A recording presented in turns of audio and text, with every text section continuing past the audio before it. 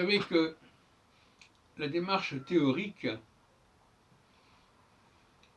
doit être appréhendée avec beaucoup de précaution dans sa vérification. Parce qu'une théorie est constituée d'un très grand nombre de facteurs et de vecteurs. Et elle peut pêcher à un endroit ou à un autre.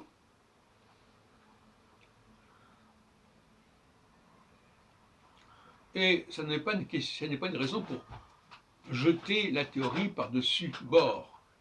Comme on dit le proverbe, on ne jette pas le bébé avec l'eau du bain.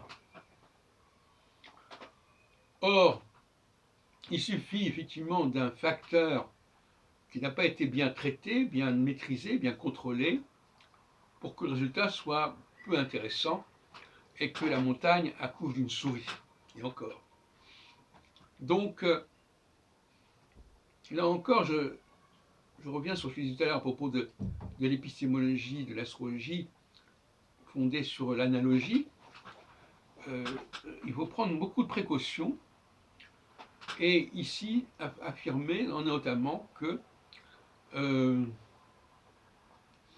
dans bien des cas, dans le domaine notamment de l'histoire des sciences, un chercheur n'arrive pas à l'aboutissement de son travail. Il contribue à un mouvement qui l'a précédé et qui se poursuivra après lui.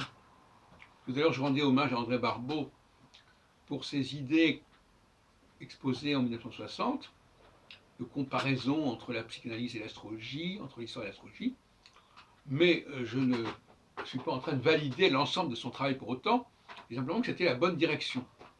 Et généralement, c'est ce qu'il faut faire.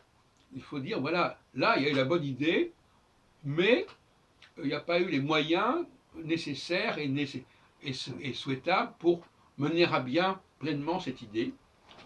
Et il faut poursuivre dans cette direction. On appelle les précurseurs. Comme par exemple Chouinard ou Gauquelin parlent des précurseurs de l'astrologie statistique. Donc,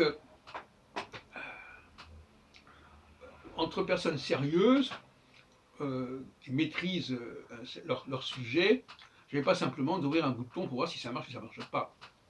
Il faut voir s'il y a des choses intéressantes, s'il y a des discussions intéressantes, et s'il n'y a pas éventuellement des choses qui ne vont pas et qu'on peut corriger. Quand quelque chose ne marche pas, par exemple, qu'est-ce qu'on fait? On essaie de voir qu'est-ce qui n'a pas marché, pourquoi ça n'a pas marché. On n'est pas en train de jeter l'objet en question. On le répare, on le restaure. Mais quand des gens n'ont pas la compétence voulue pour ça, eh bien ils jettent le produit parce que pour eux c'est tout, ça marche pas, point final, ça ne va pas plus loin.